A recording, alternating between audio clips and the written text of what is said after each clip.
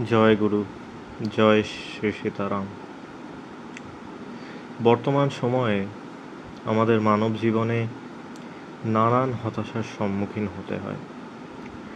বাহ্যিক সুখ স্বাচ্ছন্দ্য থাকলেও মানসিক শান্তির বড়ই অভাব।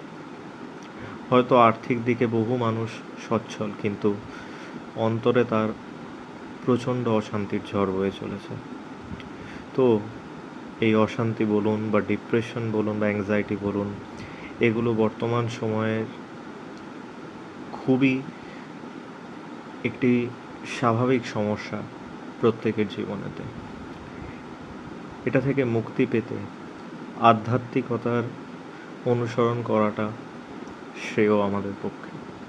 এ বিষয়ে অনন্ত শ্রী বিভূষিত গুরুদেব শ্রী শ্রী ঠাকুর সীতারাম দাস ওমকারনাথ বাবা বলেছেন, মানুষের লক্ষ্য আনন্দ। মানুষ আনন্দ হতেই এসেছে, আনন্দেই থাকতে চায়, আনন্দের রাজ্যেই যেতে চায়। এই চাওয়াই মানুষের সত্য চাওয়া। নামের মধ্য দিয়ে সে রাজ্যে যাওয়া যায়।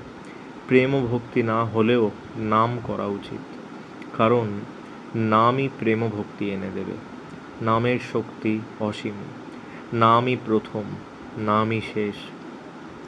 সূচি অসুচি, পাপ পুণ্য সব সংকোচ দূরে সরিয়ে নামকে সম্বল করলে সব কিছু পাওয়া যায়। সম্বল দিয়ে নামে নামা নয়, নামই সম্বল জানতে হবে। অর্থাৎ ভগবানের শাস্ত্রে বর্ণিত বিভিন্ন নাম রয়েছে। দুর্গা নাম, কালী নাম, রাম নাম।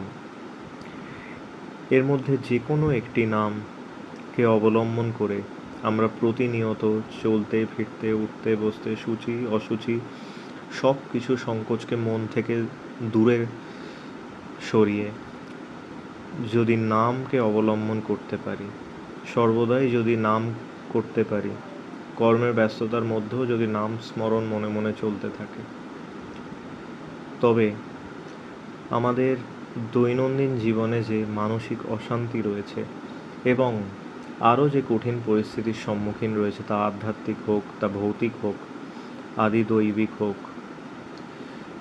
তার সকল সমস্যার সমাধান হতে পারে। জয় গুরু, জয় শ্রী সীতারাম।